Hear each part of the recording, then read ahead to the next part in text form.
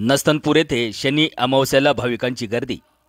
7.5 पीठांपैकी श्री क्षेत्र नस्तनपूर स्वयंभू पूर्णपीठ प्रभू श्री राम यांनी केली मंदिराची स्थापना।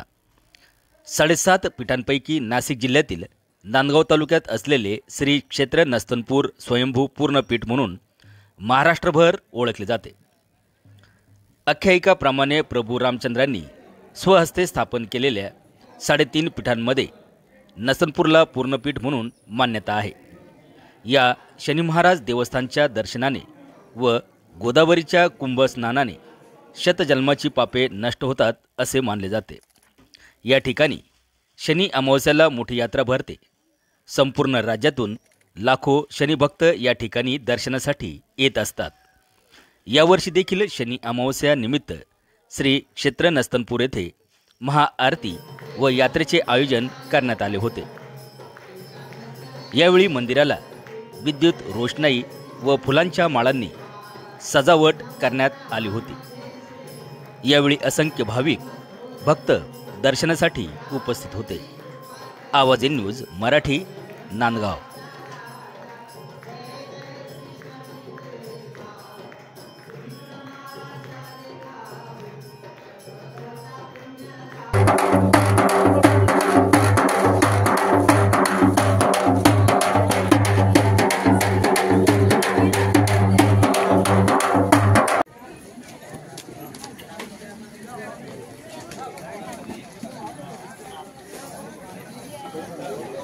वाला पेड़े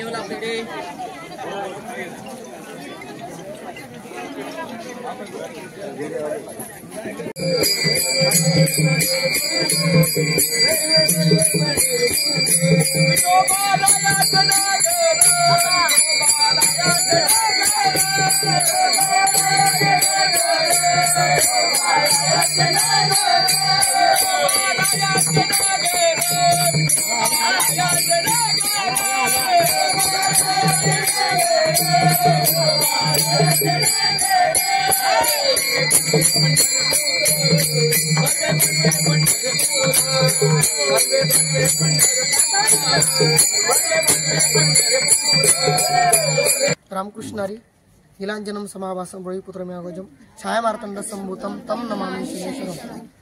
आज शनीधाम नस्तनपूर या ठिकाणी दादा आलेले आहात।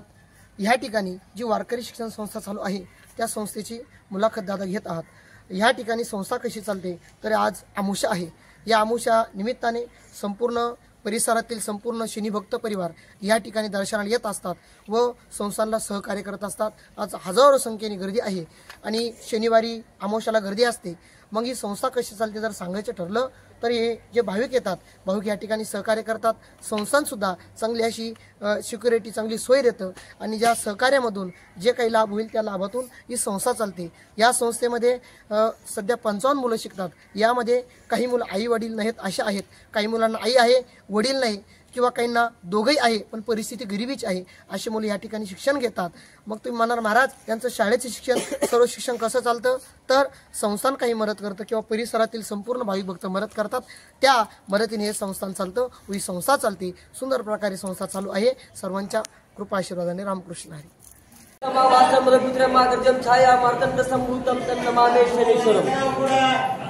आपल्या भारतातील नस्तनपूरमध्ये प्रथम पहिलं पीठ प्रभू रामचंद्रांच्या हाती स्थापित झालेलं आणि भाविक तर शनी अमावस्याला व श्रावण महिन्यामध्ये इथं फार गर्दी होत असते।